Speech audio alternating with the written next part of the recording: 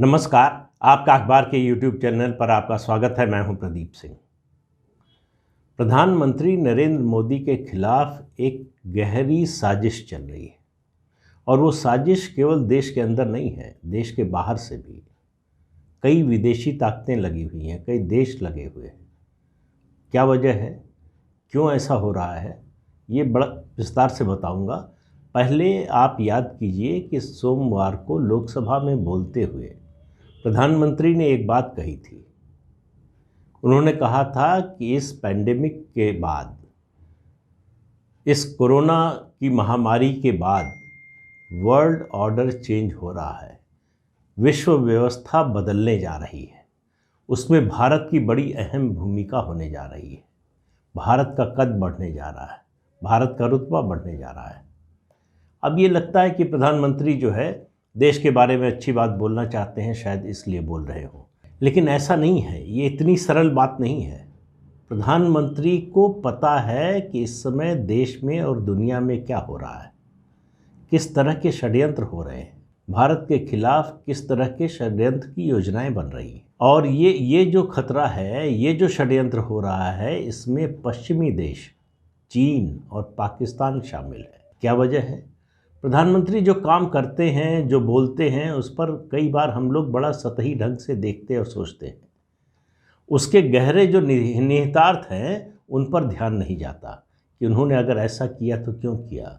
उन्होंने अगर नेताजी सुभाष चंद्र बोस की प्रतिमा लगाने का फैसला किया इंडिया गेट पर तो क्यों किया। उन्होंने अभी तक धर्म परिवर्तन के खिलाफ कोई कानून नहीं बनाया, जबकि धर्म परिवर्तन जो है एक बड़ी समस्या बन गई है भारत में। तो क्यों नहीं बनाया कानून? ऐसा तो है नहीं वो इसके विरोधी हैं। देखिए, इन चीज़ों पर ध्यान देने की ज़रूरत है कि वो क्या कर रहे हैं और किस तरह से कर रहे हैं। अब क्यों कर रहे हैं पश्चिमी देश और चीन पाकिस्तान? पाकिस्तान को पहले ही समझ में आ गया था 1971 के युद्ध के बाद कि वो भारत को युद्ध में हरा नहीं सकता है, लेकिन भारत से लड़ सकता है, इतनी उसकी क्षमता है। मोदी के आने के बाद जिस तरह से सर्जिकल स्ट्राइक हुई, जिस तरह से एयर स्ट्राइक हुई, पाकिस्तान को अब यह समझ में आ गया है कि भारत सीमा पर कार्रवाई तक सीमित नहीं रहने वाला है, वो अंदर घुसकर भी मार सकता है। और ये बात पाकिस्तान को जो है डरा रही है। पाकिस्तान के हुक्मरानों को, आईएसआई को, आर्मी को दिन रात ये डर खाया जाता है कि भारत कभी भी पाक ऑक्यूपाइड कश्मीर जो है उस पर कब्जा कर सकता है, फिर से अपना जो कश्मीर का हिस्सा है वो वापस ले सकता है। ये डर चीन, डोकलम से लेके अभी जो सीमा विवाद हुआ है, चीन को एक बात समझ में आ गई है कि भारत से वो युद्ध में नहीं जीत सकता। देखिए, जिस तरह का टेरेन है, पहाड़ी इलाका है, उसके वॉरफेयर का जिस तरह की एक्सपर्टीज़ है भारतीय सेनाओं के पास, उस तरह की दुनिया में शायद ही किसी सेना के पास हो। पाकिस्तान को पहले समझ में आ गया था, चीन को अब समझ में आ गया है कि भारत से युद्ध करके जीत नहीं सकते हैं। तो क्या करें? तो युद्ध नहीं करेंगे, लेकिन भारत को कमज़ोर करना है। तो भारत को कमज़ोर करना है तो इसलिए अंदर से कमज़ोर करो, अंदर से तोड़ने की कोशिश करो। और अंदर से कमज़ोर करना है, अंदर से तोड़ना है, तो उसके लिए अंदर के लोगों का साथ चाहिए। चीन बड़े पैमाने पर यहाँ के अखबारों में जो विज्ञापन आ रहे हैं, केवल उन्हीं से अंदाज़ा लगाइए। अखबारों में, मीडिया के दूसरे संस्थानों में, पत्रकारों में जो खास तौर से मोदी विरोधी, भाजपा विरोधी हैं, उनके जरिए ये कोई नई बात नहीं है। दुनिया भर में जो इंटेलिजेंस एजेंसीज़ हैं अलग अलग देशों की, कल्टीवेट करती हैं पत्रकारों को, पैसा देती है। MI5 तो इसमें जो है पुरोधा मानी जाती है, ब्रिटिश जो जासूसी एजेंसी है। तो ये बात समझ लीजिए आप कि ये बड़े पैमाने पर हो रहा है। सवाल ये है कि ये क्यों हो रहा है? पश्चिम को समस्या ये हो रही है कि 2004 से 2014 के बीच में मनमोहन सरकार जिस तरह की कमज़ोर लचर सरकार थी, उसको किसी तरह से झुकाया जा सकता था, उससे किसी भी तरह से काम लिया जा सकता था, वो उसको अपने मुताबिक चलाया जा सकता था। ये मोदी ने आके 2014 में सब बदल दिया। अब भारत की सरकार को उसके हितों के खिलाफ आप इस्तेमाल नहीं कर सकते, उसके हितों के खिलाफ उसको झुका नहीं सकते। ये बात पश्चिमी देशों को बर्दाश्त नहीं हो रही है। क्यों नहीं हो रही है? और भी कारण है। पश्चिमी देशों को, यूरोप को खासतौर से ये लग रहा है कि अगर भारत की ताकत ऐसे ही बढ़ती रही तो यूरोप की जो हेजमनी है, उसका जो प्रभाव है, उसका जो प्रभुत्व है, वो ख़त्म हो जाएगा। फिर यूरोप के कई देशों को इस बात का भी डर है कि ऐसा न हो कि कुछ समय बाद चीन को लगे कि भारत से लड़ने में उसकी भलाई नहीं है, उसका हित नहीं है, तो वो भारत की ओर दोस्ती का हाथ बढ़ा दे। तो अगर भारत और चीन मिल जाते हैं तो शक्ति संतुलन बिगड़ जाता है। दूसरी बात, अमेरिका सहित दूसरे जो यूरोपीय देश हैं, धर्म परिवर्तन, इसके लिए बड़े पैमाने पर पैसा आता है। यूपीए सरकार के दौरान 10 साल में आंध्र प्रदेश और तमिलनाडु में बड़े पैमाने पर धर्म परिवर्तन हुआ। नेपाल में लगभग 1/3 के करीब आबादी का धर्म परिवर्तन कराया जा चुका है, उनको ईसाई बनाया जा चुका है। तो इसलिए मैंने आपको एक वीडियो में बहुत पहले ओबामा की यात्रा का जिक्र किया था। तब से अमेरिका में इस बात को लेकर नाराज़गी है कि क्रिश्चियन जो मिशनरीज़ हैं, जो इस तरह की संस्थाएं धर्म परिवर्तन का काम करती हैं, उनके खिलाफ मोदी सरकार कार्रवाई कर रही है। उनको लग रहा है कि उनका जो प्रोजेक्ट है उसको रोका जा रहा है। आज़ादी के बाद पूरे नॉर्थ ईस्ट में नेहरू जी की मदद से नॉर्थ ईस्ट लगभग जो है क्रिश्चियन हो चुका है, ज़्यादातर। अब वो क्यों हुआ, कैसे हुआ, कौन आया था, इस पर एक वीडियो बनाऊंगा तो उसमें आपको बताऊंगा डिटेल में।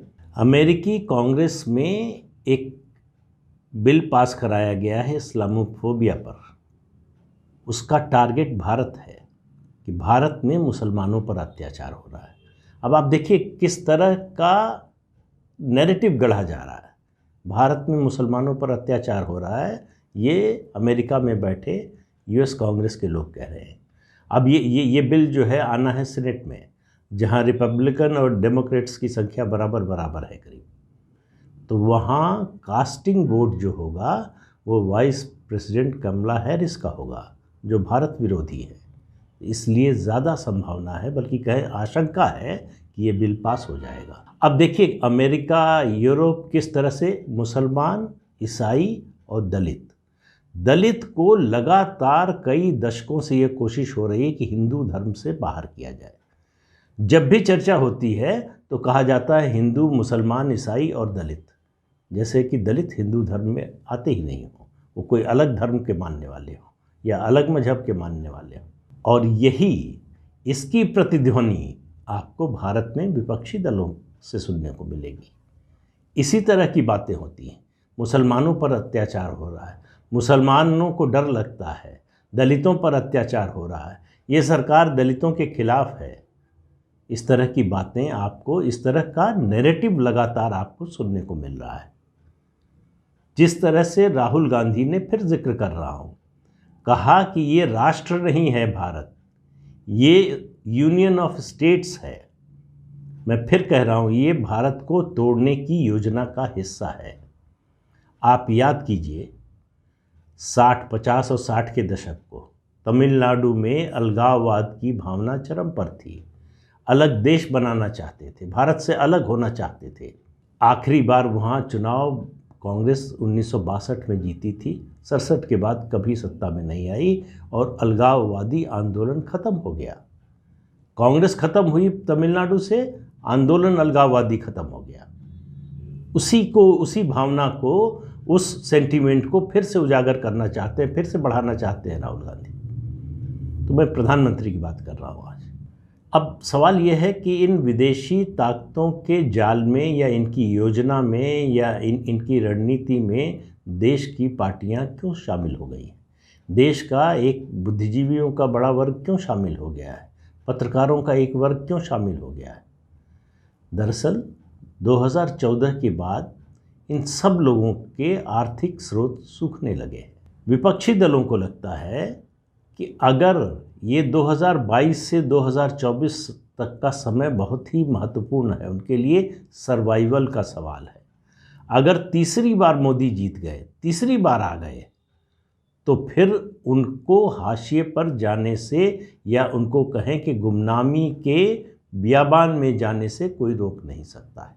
तो उनके लिए सर्वाइवल का सवाल है, वो कुछ भी करने को तैयार है, जो इसमें उनकी मदद करे उसके साथ होने को तैयार है। इससे कोई फ़र्क नहीं पड़ता कि वो आईएसआई से जुड़ा हुआ है, वो सीआईए से जुड़ा हुआ है, या किसी और विदेशी एजेंसी जो है उससे जुड़ा हुआ है। इसीलिए आप देखिए, ये जो हामिद अंसारी जिस संगठन के बुलावे पर गए थे वो आईएसआई से जुड़ा हुआ है। उसमें गए, भारत के खिलाफ बोले, मुसलमानों के डर की चिंता की बात की, मुसलमानों पर अत्याचार की बात की, कहा यह सरकार जो है भेदभाव करती है, धार्मिक आधार पर भेदभाव करती है। तो ये सब एक ही नैरेटिव का हिस्सा है। चाहे कांग्रेस बोल रही हो, दूसरी विपक्षी दल कुछ बोल रहे हों, या फिर कुछ इंटेलेक्चुअल बोल रहे हों, या विदेशी ताकतों को और ज़्यादा जो दिक्कत हुई है पश्चिम को, वो इसलिए हुई है कि मोदी ने एफसीआरए के जरिए इन विदेशी संस्थाओं को जो पैसा मिलता था, केवल धर्म परिवर्तन के लिए नहीं, धर्म परिवर्तन के लिए तो मिलता ही था, भारत में लगातार राजनीतिक अस्थिरता पैदा करने और भारत की राजनीति को अपने मन मुताबिक चलाने या मोड़ने के लिए भी पैसा आता था। ये धरना, प्रदर्शन, आंदोलन, इनमें भी ये पैसा लगाते हैं। बड़ी संख्या में एनजीओ के नाम पर जो पैसा आता है वो इन्हीं कामों में इस्तेमाल होता है। बड़ा बांध रोकना हो, कोई बड़ी परियोजना रोकना हो, तमिलनाडु में जो है न्यूक्लियर पावर प्लांट को रोकना हो, उस सब के लिए इस्तेमाल होता है इन पैसों का। अब मोदी ने क्या किया है? मोदी ने धर्म परिवर्तन के खिलाफ कोई कानून नहीं बनाया। एफसीआरए, इन संस्थाओं का पैसा रोकना, और दूसरे इतने सारे एक एक करके उपाय किए जा रहे हैं कि धर्म परिवर्तन कराना लगातार मुश्किल होता जा रहा है। उनका प्रोजेक्ट जो ये है कन्वर्जन का, रिलीजियस कन्वर्जन का, वो लगातार धीमा होता जा रहा है।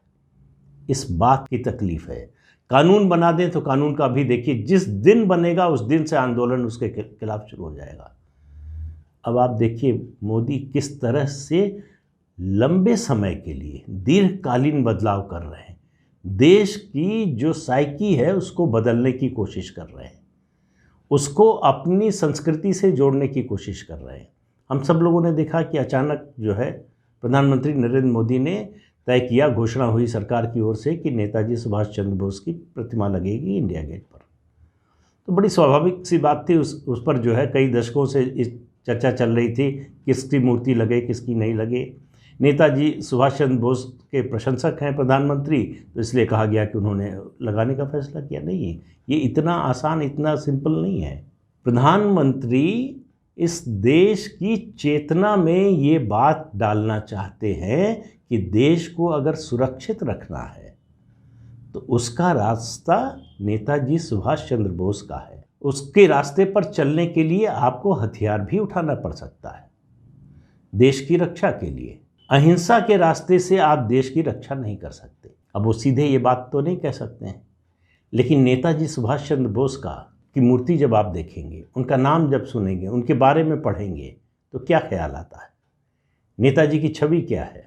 देश की आज़ादी के लिए देश से बाहर गए, एक सेना का गठन किया और युद्ध किया, ब्रिटिश सरकार के खिलाफ जो है सैन्य युद्ध किया। ये बातें आने वाली पीढ़ियों के कॉन्शियसनेस में जाए, और इसका इससे भी बड़ा दूरगामी जो है लक्ष्य। याद कीजिए भगवान कृष्ण ने गीता में जो संदेश दिया, अधर्म के खिलाफ लड़ाई के लिए हथियार उठाना कोई गलत नहीं है। अर्जुन को जो उन्होंने उपदेश दिया, सामने उनके जो है उनके परिवार के लोग, भाई, चाचा, ताऊ, पता नहीं, और गुरु, तमाम लोग खड़े थे। अर्जुन युद्ध लड़ना नहीं चाहते थे, तो वो सब आपको पता है, मैं उसमें डिटेल में नहीं जाऊंगा। लेकिन उस उपदेश की जो भावना है उसको स्थापित करना चाहते हैं। इसलिए नेताजी सुभाष चंद्र बोस की वहाँ मूर्ति लग रही है। पूरी कोशिश देश के अंदर से और देश के बाहर से हो रही है कि किसी तरह से कोई तरीका निकालो कि मोदी को कमज़ोर किया जाए। सेना की तैयारी इतनी हो गई है कि अब पाकिस्तान या चीन युद्ध की या आक्रमण के बारे में सोच भी नहीं सकते। ये बात पूरे अंतर्राष्ट्रीय समुदाय को पता चल गई है। जिस तरह से मेक इन इंडिया में डिफेंस सेक्टर को आत्मनिर्भर बनाया जा रहा है, किसने कल्पना की थी कि केवल 5, 6, 7 साल में ऐसा हो जाएगा कि भारत अपनी रक्षा ज़रूरत का 68% 68% अपने ही देश में बने हुए, अपने ही देश की टेक्नोलॉजी से बने हुए हथियारों का इस्तेमाल करेगा। बजट में इसकी व्यवस्था कर दी गई है, इसकी घोषणा कर दी गई है, कैप लगा दिया गया है। 68% यहीं से खरीदना है तीनों सेनाओं को, और ये परसेंटेज आने वाले समय में बढ़ने वाला है। तो देखिए, आप अगर अपनी रक्षा की तैयारी कर रहे हों तो हथियारों के मामले में आत्मनिर्भरता उसकी पहली शर्त होती है। याद कीजिए 62 का युद्ध, हमारे पास गोली नहीं थी, हथियार नहीं थे, लड़ाकू विमान अमेरिका से मांगने पड़े थे, कोई तैयारी नहीं थी। तो उसके बाद जैसे जैसे भारत हथियारों के मामले में, हम रूस के खेमे में गए, रूस से रक्षा संधि की इसीलिए कि रूस से हथियार मिले, लेकिन युद्ध के समय समस्या ये होती है कि जो उसके स्पेयर पार्ट्स हैं उनका मिलना अक्सर मुश्किल होता है। हालांकि रूस ने कभी हमारा साथ छोड़ा नहीं, संकट में हमेशा जो है साथ दिया। इसके बावजूद दुनिया की व्यवस्था बदल रही है। रूस और चीन जो एक समय दुश्मन थे, इस समय प्रगाढ़ मित्र है। भारत के लिए स्थिति बड़ी जो है नाजुक है। चीन से उसका विरोध है, दुश्मनी है, रूस से दोस्ती है। तो इस संबंध को कैसे संतुलित किया जाए, ये भी समस्या है। चीन के प्रभाव में कहीं रूस जो है वो पाकिस्तान की ओर न झुक जाए, ये आशंका बनी हुई है। तो ये जो अंतर्राष्ट्रीय साजिश हो रही है, ब्रिटेन का अखबार है फाइनेंशियल टाइम्स, अभी कुछ दिन पहले वहाँ लिखा गया कि नरेंद्र मोदी फासिस्ट है। वो लोग शायद भूल गए कि मुसोलिनी, उसका राजनीतिक जीवन 1917 में ब्रिटेन से ही शुरू हुआ, और किसकी देखरेख में, किसकी परवरिश में? ब्रिटेन की जो सबसे बड़ी जासूसी संस्था है, एजेंसी है, MI5। तो भारत को अब आप देखिए, मोदी फासिस्ट है। दूसरा फासिस्ट किसको कहते हैं? नेताजी सुभाष चंद्र बोस को। अब इस कनेक्शन को आप समझिए। जो भी भारत को मजबूत करने वाला है, जो भी बातें ऐसी हैं, जो भी तथ्य ऐसे हैं, जो भी विचार ऐसे हैं जो भारत को मजबूत कर सके, ताकत देने वाले हों, उसको एक जो है महाशक्ति के रूप में उभारने में मदद करने वाले हों, उन सब पर हमला कीजिए। तो हमला कीजिए। भारत में और कुछ नहीं मिला तो आप पहले मुसलमानों पर जो है अत्याचार की, उनके डरे होने की बात उठाइए, फिर दलितों को जो है वो अलग करके ये दिखाने की कोशिश कीजिए कि जातिवाद दरअसल रेसिज्म है, ये बताने की कोशिश हो रही है। तो ये सब बातें देखिए, मोदी के जो काम हैं उन पर बड़ी बारीक नज़र रखनी चाहिए। वो क्या कर रहे हैं, वो तात्कालिक रूप से लगता है कि ठीक है, छोटा सा काम है या थोड़ा बड़ा काम है, लेकिन उस सब का मकसद जो है बड़ा दूरगामी होता है, लक्ष्य जो है बड़ा दूरगामी होता है। इसलिए प्रधानमंत्री ने जो संसद में कहा सोमवार और मंगलवार को, लोकसभा और राज्यसभा में, उसके एक एक शब्द को ध्यान से सुनिए और समझिए कि देश को बनाने के लिए कौन खड़ा है और देश को तोड़ने के लिए कौन खड़ा है। अब फैसला आपको करना है कि देश को बनाने वालों के साथ रहना है या देश को तोड़ने वालों के साथ। तो आज के अंक में इतना ही। अगले अंक में फिर मिलेंगे किसी नए मुद्दे के साथ। तब तक के लिए इजाज़त दीजिए। नमस्कार। आपसे अनुरोध है कि ये चैनल देखिए, शेयर कीजिए, लाइक कीजिए और सब्सक्राइब ज़रूर कीजिए। नमस्कार।